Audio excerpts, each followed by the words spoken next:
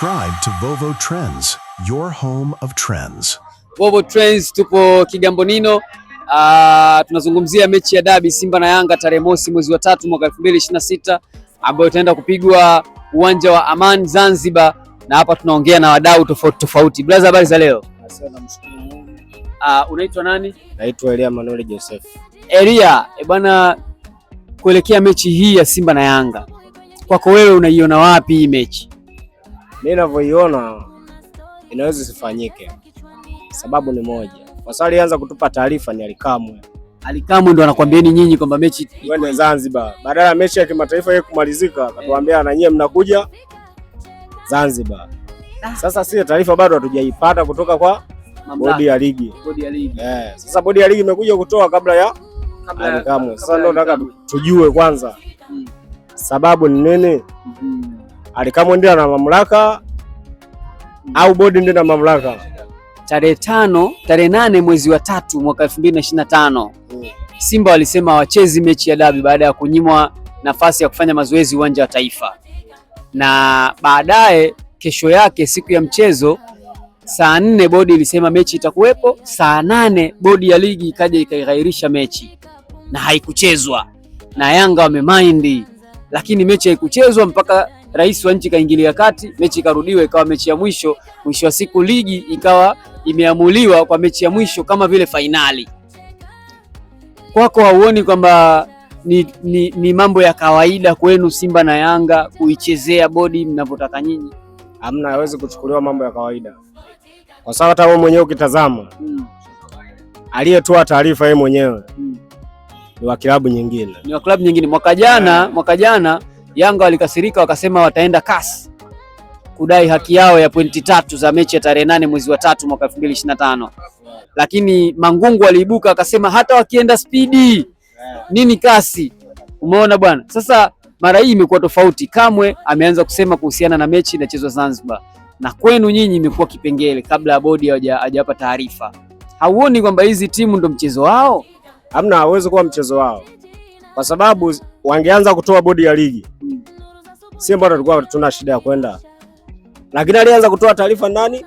Lakini hata mwaka jana nyinyi mlianza kusema mchezi mechi na bodi ikawafuata nyinyi, na huku upande wepo hatuchezi, lakini sababu ilionekana. Hata hii sababu si wao ndo wenyeji wa mechi? Sababu iko kwao wale. Wao wenyewe Yanga si ndo wenyeji, kwa hiyo wao wenyeji wameamua mechi wanaipeleka Zanzibar. Unaona, wao wenyewe ndio wana makosa. Unaona, kwa sababu kama haikutakiwa seme tunachezea huku kabla bodi haijafanyaje, haijasema. Itakuwa kwanza itangaza afu yenda aseme bwana mnanyie mnakuja wapi? Lakini hauoni kwamba mkanganyiko huu Simba wanautengeneza makusudi ili kusikane kwa mtani ili mechi ichezwe, lakini ikiwezekana hata isiwe na mashabiki wengi? Hapana, hiyo haiwezi kuchukuliwa hiyo. Huwezi kuchukulia hivyo. Hatuwezi kuchukulia hivyo. Kwa sababu gani? Yeye bodi ya ligi angeanza yeye. Sisi mbona wangekuja Taifa, sisi tulikuwa tayari kuja. Taifa si wanasema kutakuwa kuna mashindano ya Qur'ani siku hiyo. Ile taarifa itakuwa atoe nani? Bodi atakuwa atoe bwana, tunaahirisha au la. Tunaenda kuchezea wapi? Zanzibar. Lakini alianza kutoa ni mtu mwingine ambaye ni mpinzani wetu. Akatuambia nyie mnakuja huku tunakutania Zanzibar. Lakini badala ya mechi ya kimataifa kuisha, wakati litakiwa yeye atulie, samemaliza ongelee yale ya kimataifa, kisha maliza ndio sasa aje azungumze nini? Wakishatoa bodi ya ligi ndio sasa naye angekuja kusemaje.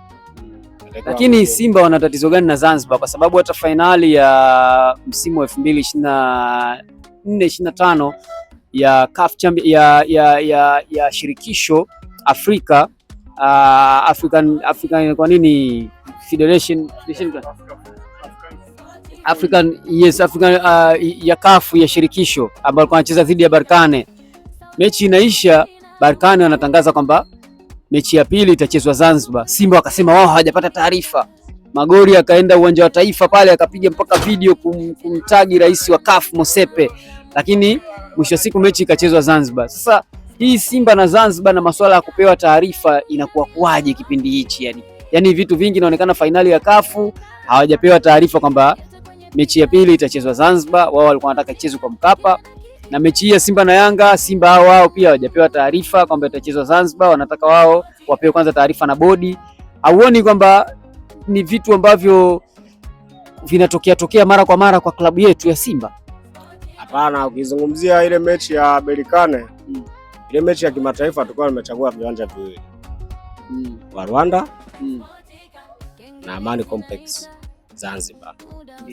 Tukachagua viwili. Sasa sie wenyewe tukapeleka taarifa wapi? Kafu. Tunaomba tuchezee uwanja wa Taifa. Finali. Taarifa kule inavyosemekana, ninavyosikia walikubali. Ila kwa baadaye wakakataa, wakasema hamna. Nyie mshachagua uwanja wa kwenu wa Zanzibar, kwa kamalizieni wapi? Zanzibar. Umeona?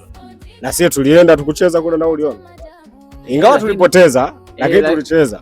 Lakini ilikuwa kashikashi. Watu wengi walisema kwamba hawajapendelea kwenda Zanzibar. Hata wewe mwenyewe hukupenda. Kwa sababu mwenyewe tupende iwe hapo. Channel ya Vovo Trends, kudos kama Kawis, nyuma ya kamera yuko Eddie, na tunazungumza kuhusiana na mechi ya Simba na Yanga tarehe mosi mwezi wa 3 mwaka 2026, mchezo ambao utapigwa katika uwanja wa Aman Complex Zanzibar. Tupo Kigambonino na tunazungumza na wadau mbalimbali kuhusiana na mechi hiyo. Habari za leo Fadhi? Salama. Ndio, kuelekea mechi ya Simba na Yanga, kwako wewe unadhani mechi hii itakuwa ni mechi ya aina gani? Kwa kweli mechi itakuwa ni mzuri, kwa sababu kwanza Simba atataka kujikomboa kwa Yanga na Yanga atataka kuendeleza ubabe wake kwa Simba. Kwa hiyo itakuwa ni mechi nzuri sana. Unadhani nani anaweza akafanikiwa? Mpira unadunda, lakini kikweli kimapenzi, kama mimi ni mwana Yanga na imani Yanga itafanikiwa.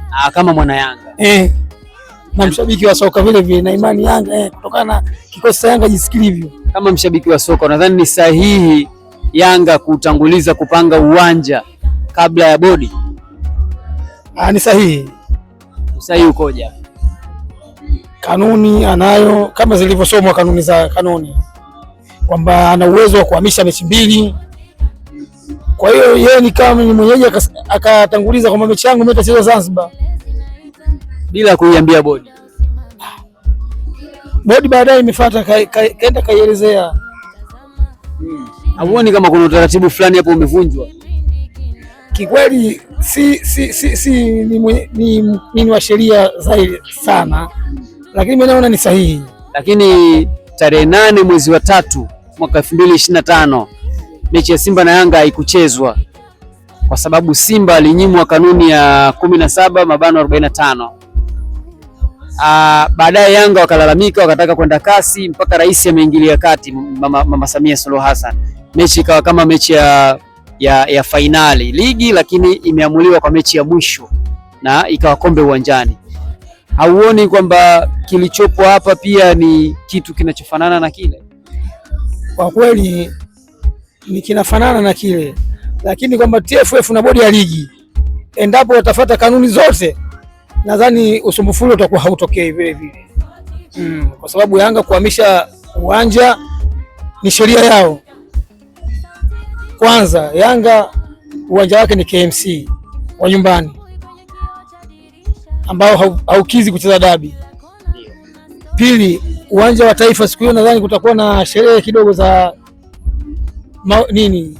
mashindano ya Qur'ani. Yanga ndipo alipoamua kuhamisha mechi yake kupeleka Zanzibar.